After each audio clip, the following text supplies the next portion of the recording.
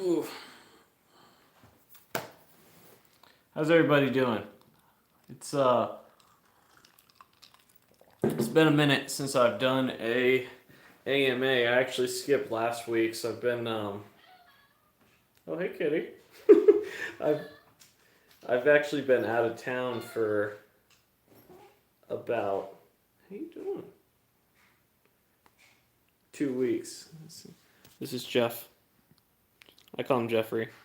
He also goes by Jeffers. Um, I've actually been in Salt Lake City doing the digital nomad thing for about 2 weeks now. I fly back home tomorrow morning. Uh, I've been visiting my buddy Ricky, who also has a YouTube channel, Ricky Garcia. I'm sure you guys have seen some of his stuff on Skillshare, or like he does course reviews. Well, you know who I'm talking about. Yeah, Ricky's a good man. So I've been staying with Ricky for about 2 weeks. It's been good. What's my age? I'm 32.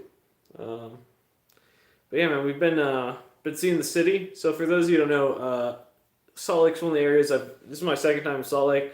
I'm looking at potentially buying a second house, or moving to, or buying a cabin out in this area because I have family nearby at some point in time.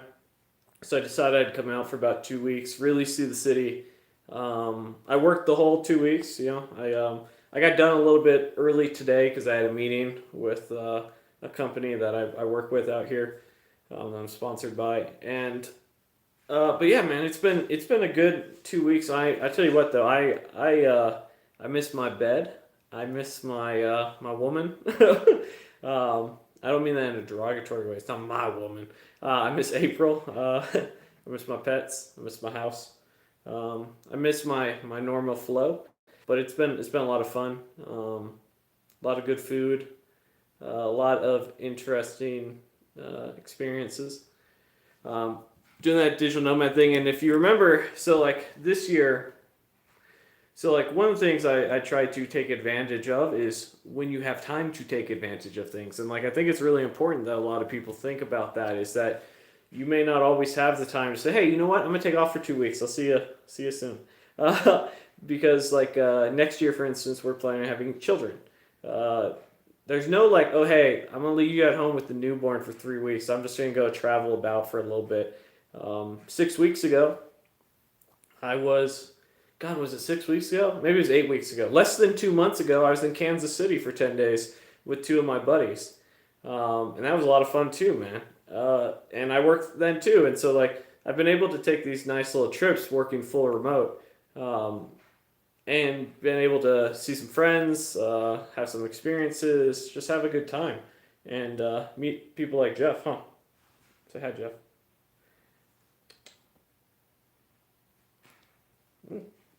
Uh, what JavaScript books do I recommend? So generally speaking, for libraries, or excuse me, for languages, I don't actually recommend books. I think So the books I recommend,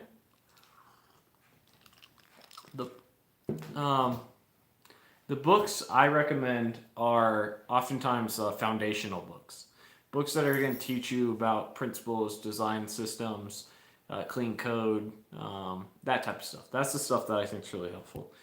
Let's see, what questions you guys got? But yeah, that's what I've been up to. So like, I think I was talking with Jay Fluke. I was talking with Joshua Fluke on Instagram a week or two ago, and he's like, dude, why you got 12 videos queued up? That's just gonna piss people off. And I was like, I'm gonna be out of town, so I'm just setting them up so I don't have to worry about it. But let's see. What's the best strategy for applying to jobs? I've been spam applying on Indeed, AngelList, like sites, only been getting a few. So I highly recommend LinkedIn gets added to the list. I also recommend that you only apply on the day the app comes out. So that means you're gonna have to look at it daily. So that's gonna get your app viewed more often. It's going to show the recruiter that you're interested in. It's gonna just generally get them to see you. Apps are left out that they have no intent of filling for quite some time sometimes. At that point, you're wasting energy. So it's not a good thing.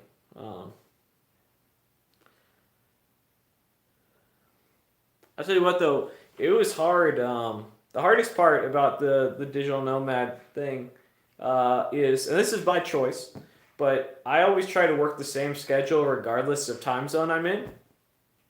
And the reason for it is um, I value my remote aspect of my job quite a bit. And if you're going to be working remote and you're going to be leaving the state and traveling about, you want to make it as pain free as possible. You want to make it so that they don't even notice you're gone. It's just like, oh, Dylan's just doing his thing. It's cool. He's still going to be doing the same schedule. And so, with it being 2 hours earlier, it's a little bit draining. Thoughts on contributing to open source to build skills? My personal thoughts is that it's a fantastic thing to do. I occasionally will help out, but I would say that for someone starting out, you're better off creating your own repo and working on it.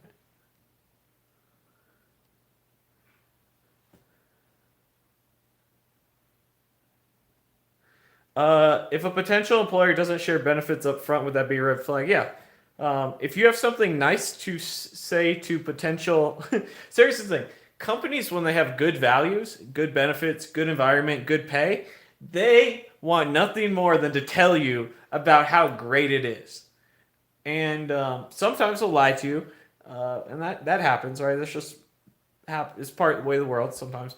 But if they have something good, they're going to tell you about it. So if they have something bad, they're going to wait till you have time invested, and they can try and sell you on the roll. That then they're going to sort of drop the bomb on you. Yeah, like I remember in the Tampa area, I had a recruiter message me 3 paragraphs, all this greatness. If you ever and I responded back like I'm pretty happy with my role. And she's like, if you she just said something like, let me know if you ever get sick of that corporate life. And then I said, well, what makes your place so great? And then we start talking, right? And this is more out of intrigue. And then I was like, okay. And then, so I like, tell me more. She's like, well, how important is health insurance to you? I was like, you're talking all this big game, and then you're like, how important is health insurance? Come on, girl. Come on. Why, listen. That's like, trying to think of, that's like me talking up pay at a job to find out it's an unpaid internship. You know what I mean? Like, or it's minimum wage. What is better, web developer or software developers? Typically the same thing nowadays. I can't take much time off from work to take all these interviews. Only take the ones you're interested in. What technologies do I generally work with? I work in the mean stack. So full stack JavaScript. Yeah.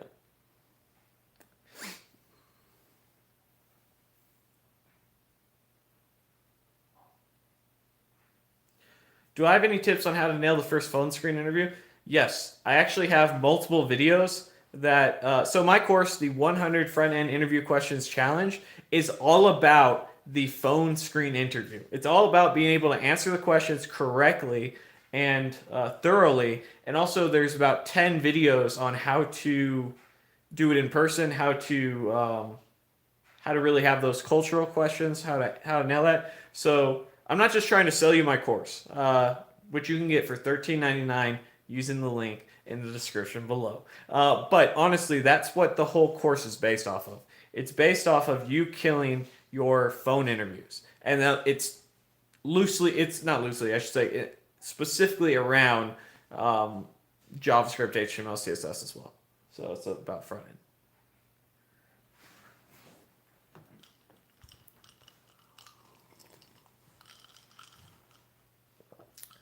It's actually a really cool course because I talked with about 10 different developers as I was making it. Because I had my questions, then sort of we like, what questions do you think are important? What questions have you got? What are some wonky questions that you get that maybe they don't have any value, but people like to ask them? Thanks for your decision on to plan on having children. That plan word is very crucial. So I when I stopped being a child, and I started taking ownership of my life and career. And that was when I started planning. So, children put things off, children procrastinate, adults plan to succeed, they just don't do.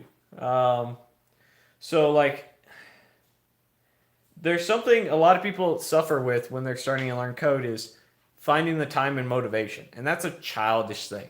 That's oh, I'd rather be at the bar, I'd rather be playing League of Legends, whatever it is. And there's a bit of maturity that has to go with it. And I say this as somebody who has suffered with these things. So it is a challenge, but you have to plan on it. What is the role of a UI UX developer in front end? Generally design. Random question: what phone do you use? I use the OnePlus brand. I think it's a 6 at this point.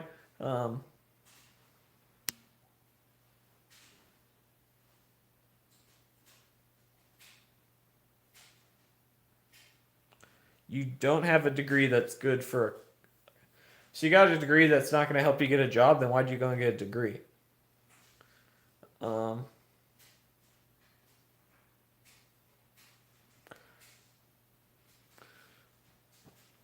Look at this. Look at this beard coming in. We're nailing it. Jeff, what's going on? Jeffrey, what's going on, buddy? Um,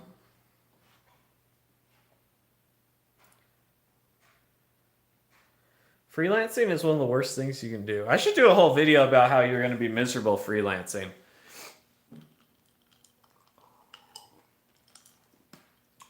Got your first paycheck as a software engineer today? Woo! I bet it felt good. I bet it felt good. Just out of curiosity, Code Poppy, how much of a percent increase was it from your previous job? What do I do in my free time? Spend time with April, the dogs, and work on side projects. Yeah, I think it's fine to put free code camp projects on your portfolio. You're looking more Chad with the beard. It's just because I've been in Utah and it's cold out here, so I haven't been shaving. And I didn't bring a razor blade with me, but tomorrow when I get home, I'm going to shave it off.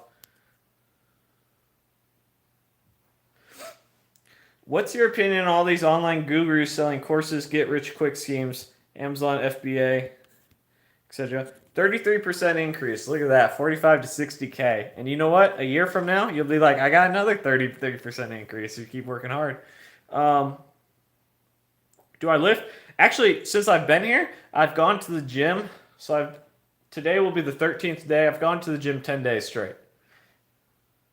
So yeah, my thought about people selling online courses is more power to them. What I don't like, and I sell courses, right? I sell courses on things I know about, things that I've worked very hard on creating. And what I don't like is when people sell courses to something that they don't know, or they make commitments or promises, or there's so much of this.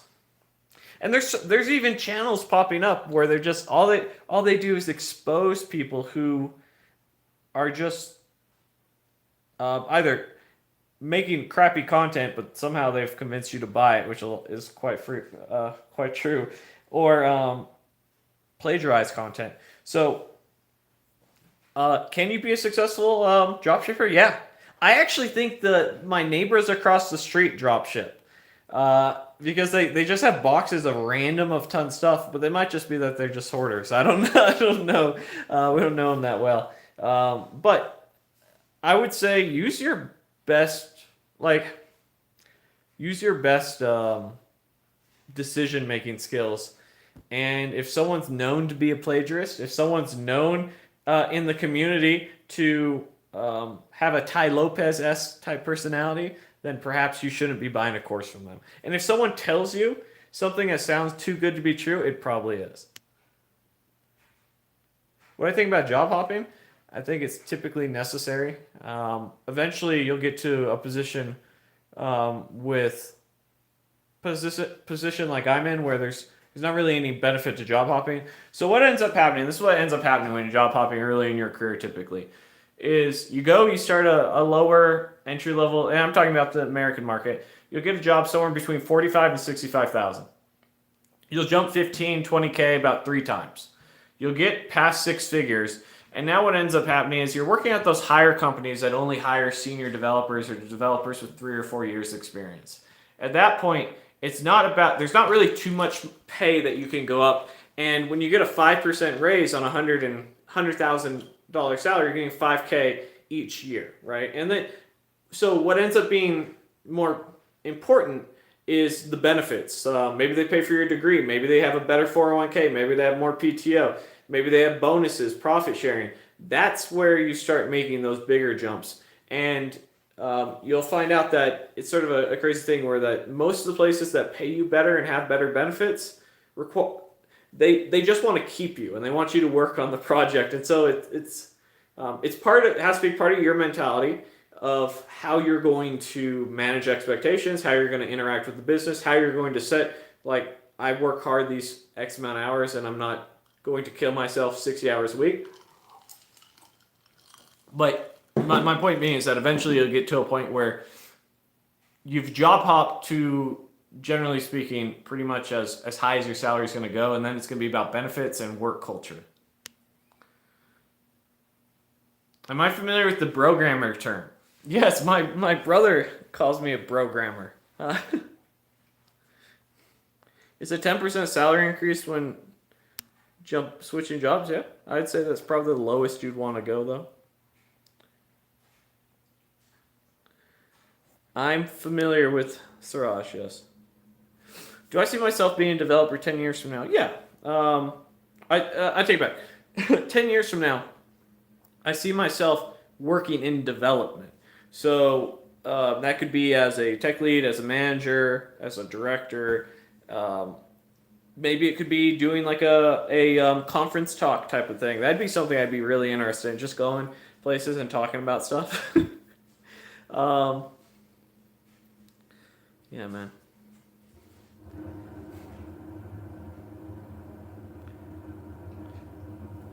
Which, by the way, I have a bone to pick with some people who... So, if you saw on my community tab about a week ago, maybe 2 weeks, anyhow, last week, I got shot down for the Google Developer Expert program in Angular, and I got rejected by ngConf. So, one of the top comments on there was about how I need to stop trying to take advantage of Google and use their name, and how there's actual developers out there grinding, trying to do better. And I'm going to have a video about this, about how absolutely ridiculous that is. Am I applying... First off, for those of you who don't know, in order for you to even be rejected by the Google Developer Expert Program, you have to be referred by somebody from Google. They literally have to say, hey, you know what, man?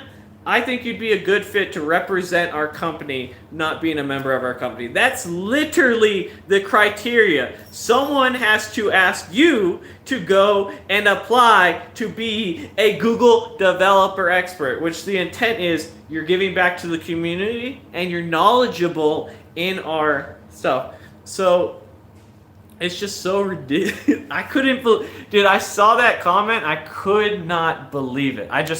It blew my mind, man. It blew my mind.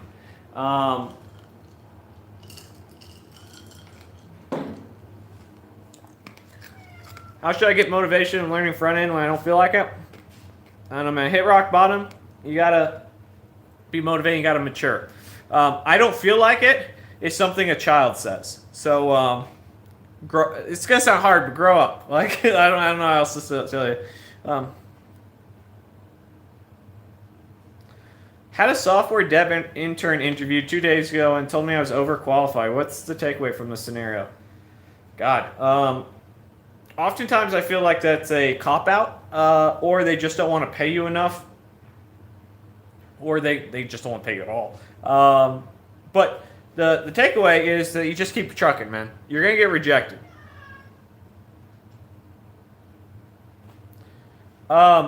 Yes, so you should be willing to relocate for your very first dev job. You can tell companies you're willing to relocate, and also with your city and state on like your resume, just put it in like parentheses, looking to relocate.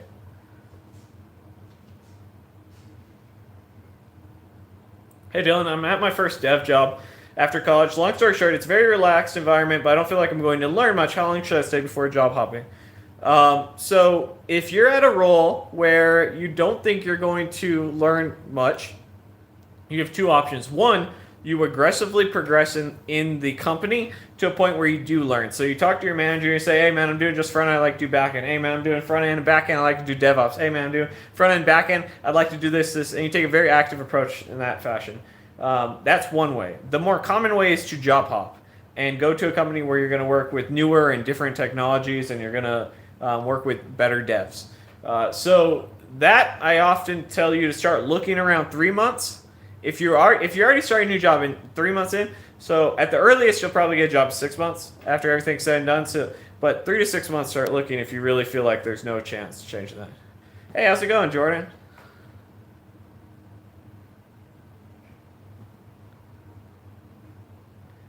Thoughts on Cold Steel software engineering bootcamp offered via Springboard, $12K for 9-month program, job guarantee. I don't have any thoughts, man. I don't know anything about it other than who Cold Steel is. Something about your YouTube journey. Well, every job I've gotten, from my internship to my technology writer role that was at my very first software company, a large contributing factor was the fact that I showed passion through YouTube. How would you handle a yearly performance review where your manager has no understanding of the technical work you're doing? So here's the thing you have to understand. Forget that your manager has no understanding of the technical work you're doing. Even if they do have a technical background. Like for instance, my director told me the other day that he really appreciated, because we do quarterly reviews, and then at the end of the fiscal period they go and they evaluate what your reviews were. He told me he appreciated that I took the time to type something up to say, these are my milestones. This is what I accomplished. This is how I contributed. This is how I made a better project, better team, because then they can sell it, and it's all true, but no one knows better than you what it is that you accomplished. And so when your performance review comes, send them an email beforehand, a week or two beforehand, saying, hey, this is my year in review.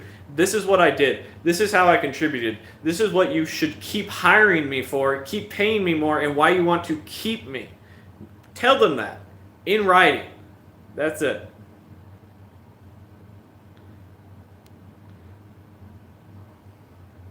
What's going on, Jose? When does someone know if they are ready for a programming job? Start applying. You'll find out very quickly.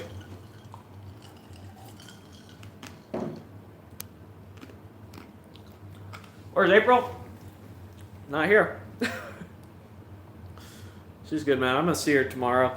I miss her.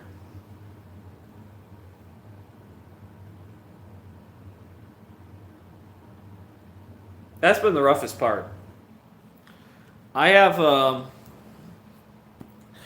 to fly out in about 6 weeks to film a course for LinkedIn Learning on object-oriented programming and TypeScript, and then I have, God, maybe 2 weeks. It's not even 2 weeks. I think it's a week after that. I'm going to NGConf, and it's just I miss her. It's just a lot of traveling. I'm gonna take a little bit of time off, not like actual time off, but I'm not gonna go anywhere for a while without her. I was actually thinking of taking her to NGConf with me, but I didn't want to ruin the boys' trip, and my work is paying, but they do have like a significant other pass for $100 more, so I was thinking I'd fly her out, I'd pay the $100, but then we gotta figure out what's going on with the dogs and stuff like that. But anyhow, yeah, it's that's been the hardest part though. Jovan, very romantic. Hey. Wouldn't be the first time someone said that about me.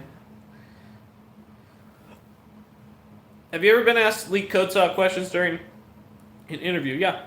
And it's not only big tech companies. I would say generally speaking, the big tech companies will ask very algorithm specific technical questions, while other like most tech companies will ask questions that make sense that you don't have to they'll ask questions that are about string manipulation, array manipulation, but it won't be phrased as in given the standard deviation of x to y over 2 plus 1. Like it won't, that's how some of those tech companies questions are. Thanks for the Q&A, bro. To all, I did an hour consult with Dylan a few months ago. Took his advice and scored a 30% raise with more on the way. Listen to this homeboy's advice. There you go, Mark. I make no guarantees, but I do pretty well for myself by taking my own advice. And I helped a 19-year-old turn his 30. Was it 18 or 19 when he happened? This was like 6 months ago. He booked some, he's like, hey man, I'm trying to, I have my first dev job and I'm pretty good, and it wasn't bad. How can I go and jump jobs and work with newer technologies? And by making some minor tweaks, because it's the little things that really matter, because you have to understand like your resume matters, your LinkedIn, your GitHub, how you present yourself, your job search strategy, all those things matter almost as much as your technical skill. And so we were able to, in 6 weeks, we took him from 30 to 65. And do you know what I would do to be 19 making 65K as a dev straight out of high school? Oh my God. I'd murder somebody. I quite literally would risk murder. All right.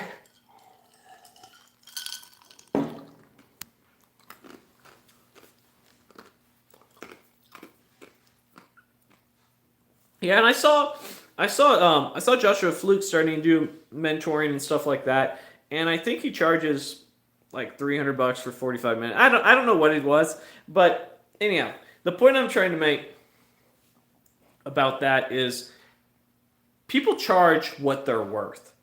And I've had people who they take on side projects or they take on sponsored videos and they're unhappy doing them. Charge what you want. If you don't need the money or you don't care, and charge what you're worth, right? And so if your time, because you think time is the most valuable resource, right? The type of stuff I work on outside of work is stuff that's going to be semi-passive, things that are going to make me money long term. Even if it's not a lot of money, it's something that's going to passively come in I don't have to worry about, because that's the hardest type of money to bring in. So when you're charging purely for your time in a one-off transaction, keep that in mind.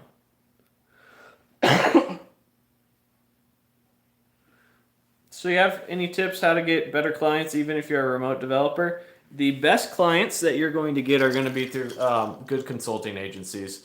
If you're trying to do it on your own, you're going to have a really hard time because you're dealing with bottom of the barrel people. And I don't mean like they're bad people. I mean, you're dealing with people who are looking to get the most value for the least amount of money and are going to be very difficult to work with. So my advice is find a company, a consulting company that works with large companies and that will pay you an okay wage while still letting you be remote.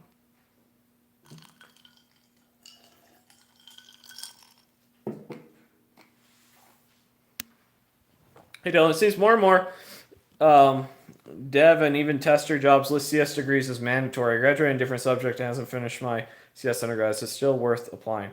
Yeah, so every job I've ever got has, for the most part, said the bachelor's degree required. I think this is the first job where it's preferred. But yeah, so here's what you have to understand. And as somebody who constantly thinks about going back to college, the degree helps open the door.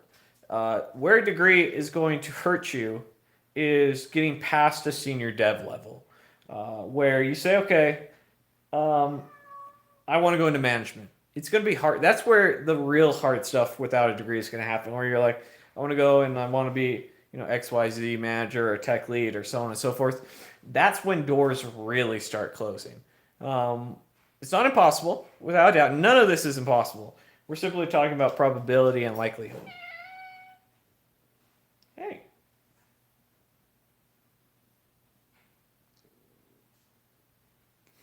But that's where the hardship comes. Yeah. Is it going to help? Sure, it's going to help, but it's not. I wouldn't say it's a requirement. Not in the U.S. I do know that it's a little bit more prevalent outside.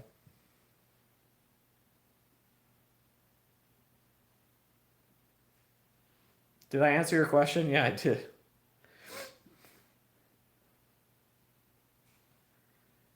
Have I seen juniors get a job in JavaScript? Yeah, I have. Although I did it in California. Um,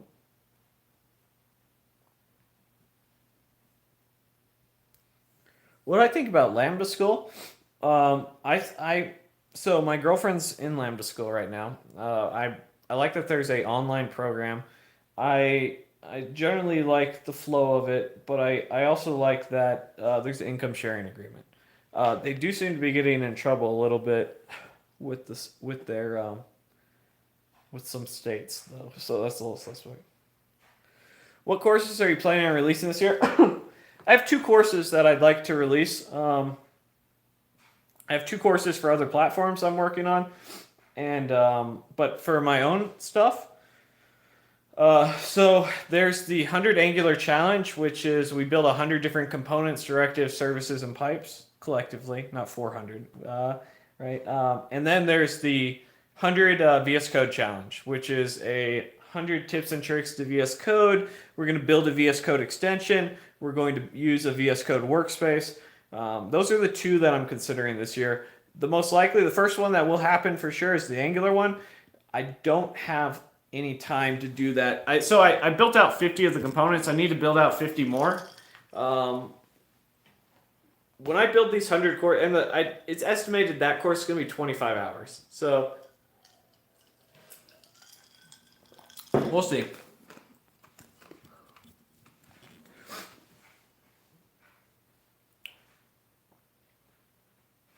Oh, I also have a partnership with a couple people where they are building like different languages of my algorithms course that I'll be working with them. So we might have the 100 algorithm challenge not only in JavaScript and TypeScript, but C# and Java and a couple other. Kitty, you're being rude on the live stream, Kitty.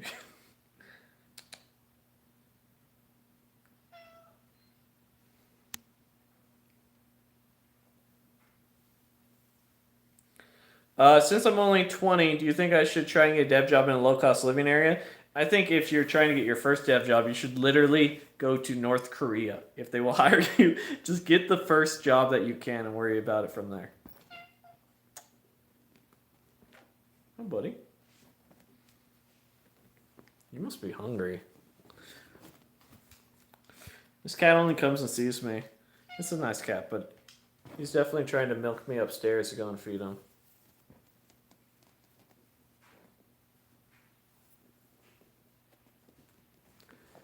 Ever thought about incorporating subjects other than programming? I've thought quite a bit about doing things about finance and money, but I haven't quite yet. So,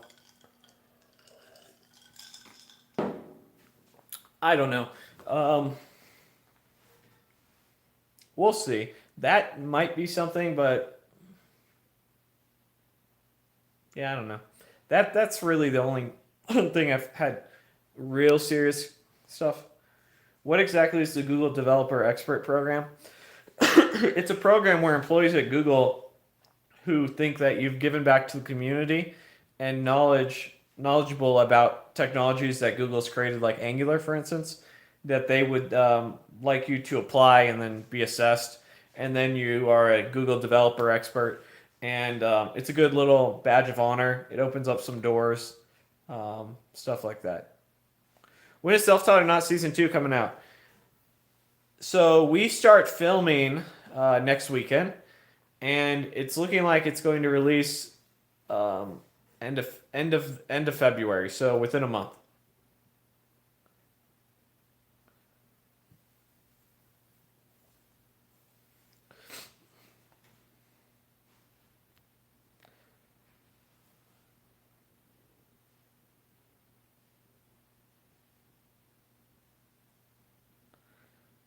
I failed a C++ course earlier this year. There seems to be logs of IT gurus, even legends like Gull Spolks, who claim that if you can't handle C++, then you're limited as a dev. What do you think?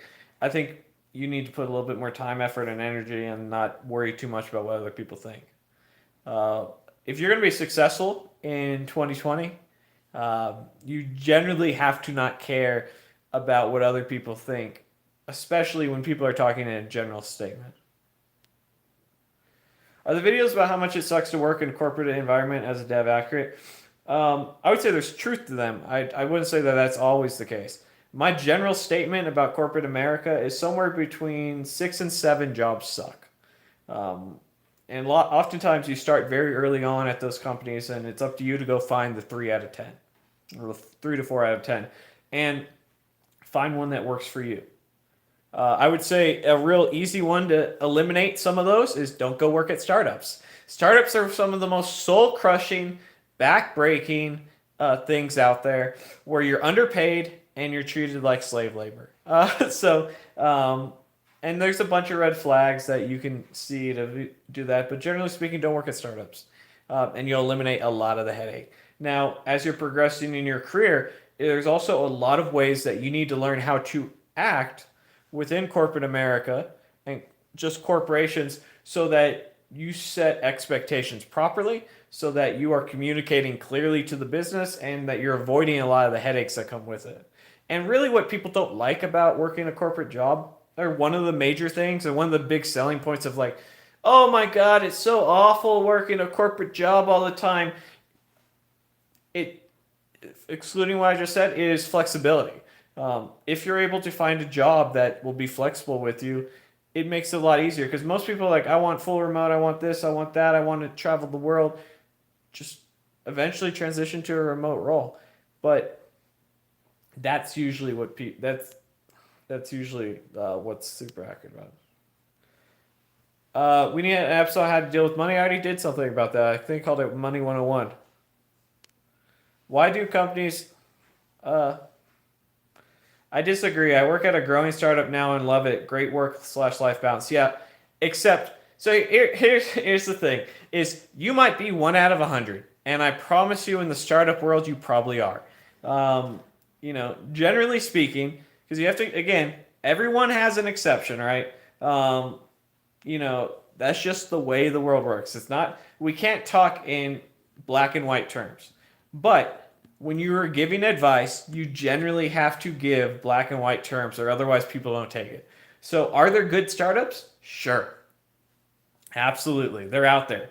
Are they more likely to be backbreaking and soul crushing?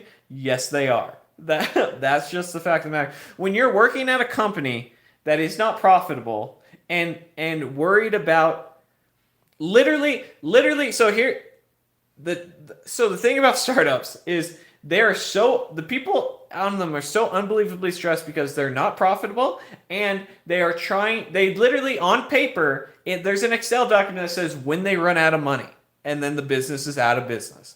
So when you are working at a business that is profitable, continues to make money, able to run, the stressors are significantly less because they don't get transferred down to you. But yeah. But generally speaking, I would stay away from startups. Now, you may not have a chance to do that because you're early on in your career, but later on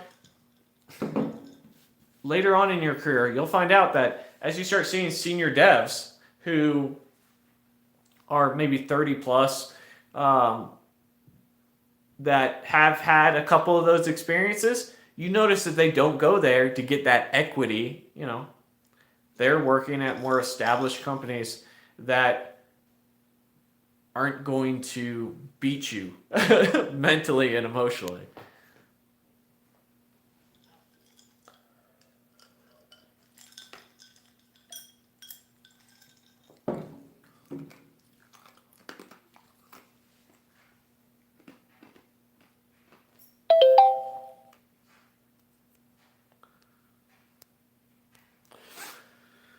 Oh, man.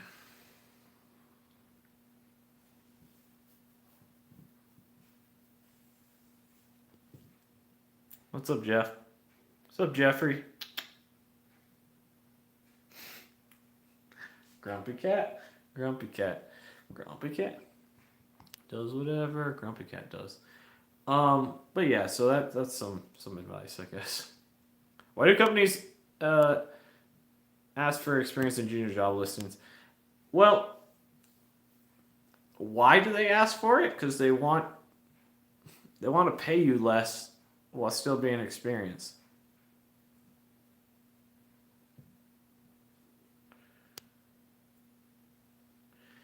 I worked with a dev that turned 10% equity on a company that he asked to pay his hourly rate. They sold for 15 mil. He just asked them to pay his hourly rate. Hey, y'all got to make those decisions, but generally speaking, that's an outlier, right?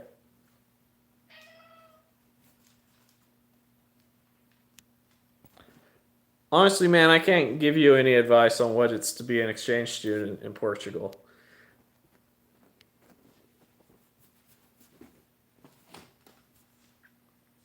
Advice for people who are struggling learning web dev. Generally speaking, it's do about 2 to 4 hours a day, every day. Switch between meetups, courses, videos, projects, algorithms, but literally just every single day, and eventually it'll start clicking. That's it. It's just work. Just putting in the work. If you can find somebody like myself who will sit there and help unblock you, great, but that's not really a realistic situation for a lot of people.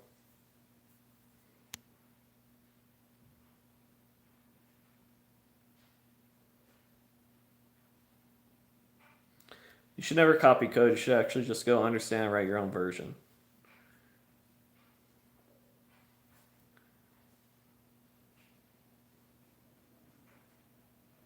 All right, guys, I'm a little tired. I got to go and do my laundry and feed this cat and everything.